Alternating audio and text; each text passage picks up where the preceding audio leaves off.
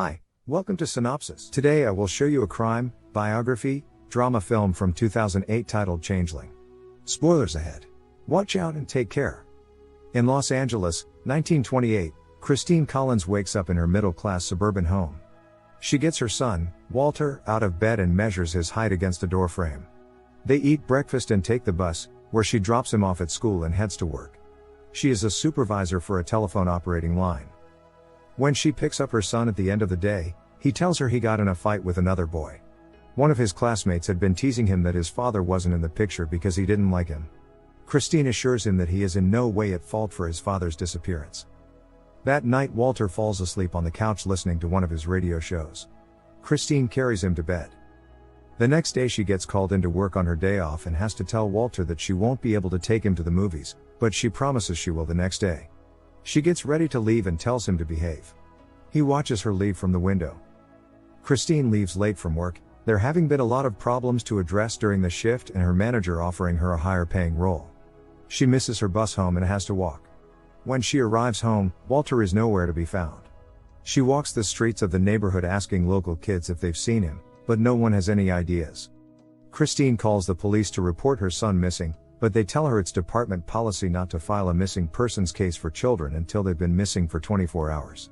She begs for their help, but they tell her there's nothing they can do until the morning. 2 weeks after Walter goes missing, Reverend Gustav says his regular prayers for her at his church where his services get broadcast over the radio. He makes it clear that the only reason Walter has not yet been found is because of the incompetence of the LAPD. Christine uses her breaks at work to check with the missing persons department about her son, and her boss notices. In Illinois, a man and a child presumed to be his son eat at a diner. When it comes time to pay, the man explains to the owner that he forgot his wallet at home. He tells him he'll just be 10 minutes going to get it, and his son will stay at the diner for collateral. If he isn't back in 10 minutes, the owner is free to call the police. After several hours without the man's return, that's exactly what the owner does. Police show up at Christine's work to inform her that they've found her son and will be taking her to the train station to meet him. Christine rushes past the press on the platform to her son, but when she comes face to face with the boy, she realizes he isn't her son. She tries to explain this to the police, but they try to convince her that she's just in shock and the boy has gone through a lot of changes due to the recent trauma. They convince her to take him home on a trial run and see how she feels in a few weeks. Christine takes the boy home and feeds him dinner. She leaves him alone to take a bath, and the boy slips and she rushes in to check on him. She notices that unlike Walter, this boy is circumcised, and she pulls him out of the tub and over to the door frame where she keeps track of Walter's height. This boy is 3 inches shorter than Walter was the last time she measured him. She returns to the police station the next day to confront them with her evidence, but they refuse to believe her, and on top of that, they refuse to keep looking for her son because they've technically already found him. The police captain accuses her of trying to return Walter to the state so she doesn't have to deal with her responsibilities as a mother. The police captain sends a child specialist to Christine's home, and when he first arrives, Christine thinks he is there to help her. She soon realizes the police sent him there to try to explain away all of the physical changes in the boy. The specialist tells her that children's growth has been known to be affected by traumatic situations and that the man the boy was with likely could have circumcised him. Christine calls the police captain to complain that the specialist had her parade around her neighborhood with the boy and get confirmation from all of her neighbors that he is her son. She tells him she wants to refute the report that Walter has been found. The boy refers to her as mommy and she loses her temper, throwing a plate of food at her wall and screaming at him, telling him that she knows he isn't her son. She sends him to his room. That night she goes to the boy's room to apologize for being angry earlier, and she tries to convince him to go with her to the police to admit to them that he is not Walter. Reverend Gustav calls Christine the next morning to introduce himself and ask her if she's read the paper yet. She says she hasn't, and he invites her to meet with him to discuss that morning's article. She reads that the specialist reported to the press that he evaluated the child and there's no doubt that he is Walter Collins. The Reverend tells Christine that he believes her, and that this is all just a ruse by the LAPD to avoid the embarrassment of being wrong about finding her son. He tells her that he has made it his life's mission to expose the corruption of the LAPD. He makes it clear that he intends to help Christine fight the police. Christine takes the boy to the family dentist and he tells her that this boy's teeth are not the same, and they couldn't have gotten that way without him undergoing an operation, which he can clearly see the boy has not had. The dentist agrees to put this statement in writing and potentially testify in court. Christine takes the boy to his school where his teacher doesn't recognize him and the boy is unable to remember where his assigned seat was.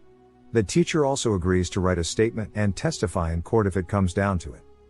Christine gives a statement to the press letting them know that this boy is definitely not her son and that she has physical proof and several professionals willing to testify. An officer standing nearby reports to the police captain that Christine is talking to the press and he demands that she be brought to the station through the back entrance.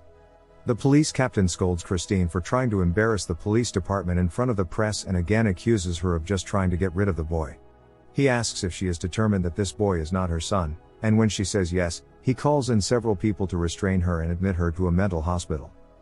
Upon arrival, Christine is painfully hosed down and searched, and she tries to convince them that she isn't crazy. They don't believe her and won't let her speak to the head doctor or make any phone calls. She is forced to share a room with a disturbed woman who is not pleased by Christine's company.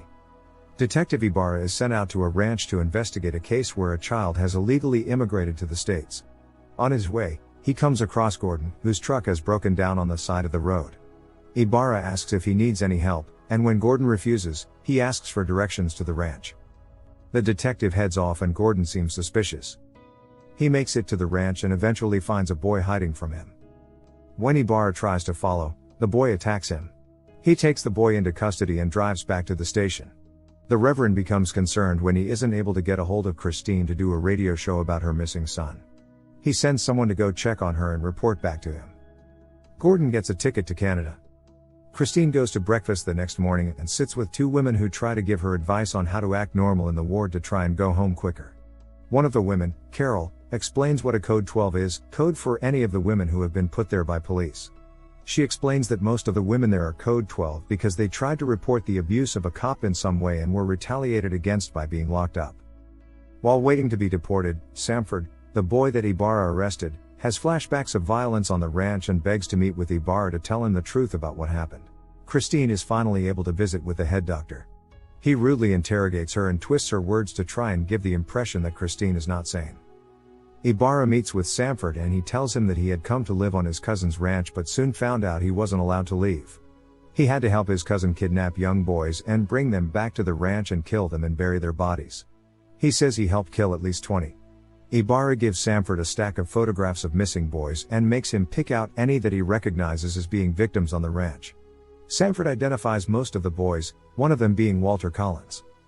When Ibarra tries to report his findings to the police captain, he isn't believed. The captain reminds him that they already found Walter Collins, so there's no way he could have died on the ranch. The Reverend and several of his colleagues barge into the police station demanding information about Christine Collins. The captain tells him that he has admitted her to a psych ward because of her unstable behavior. At the hospital, the nurses try to force Christine to take unknown medication and she is held down when she refuses. Carol tries to intervene but is sent to the electroshock therapy room as punishment. Christine visits her later to thank her and Carol reminds her to never give up hope in finding her son. Ibarra and some of the other officers return to the ranch with Samford to make him dig up the bodies he said he has buried as proof that he isn't lying. Samford immediately starts digging up bones and Ibarra calls for a forensics team to come to the ranch. The head doctor tries to bribe Christine with a document to sign saying that she admits the boy that the police brought back to her is Walter Collins, and if she signs it, she will be released. The Reverend and his colleagues show up at the hospital with an article in the paper about the kids' bodies being found at the ranch and how one of them is Walter Collins. They demand Christine be released just as she is about to undergo electroshock therapy. Christine is set free and runs out onto the street where she hears a paperboy talking about the article. She almost faints, but the Reverend follows her outside and catches her.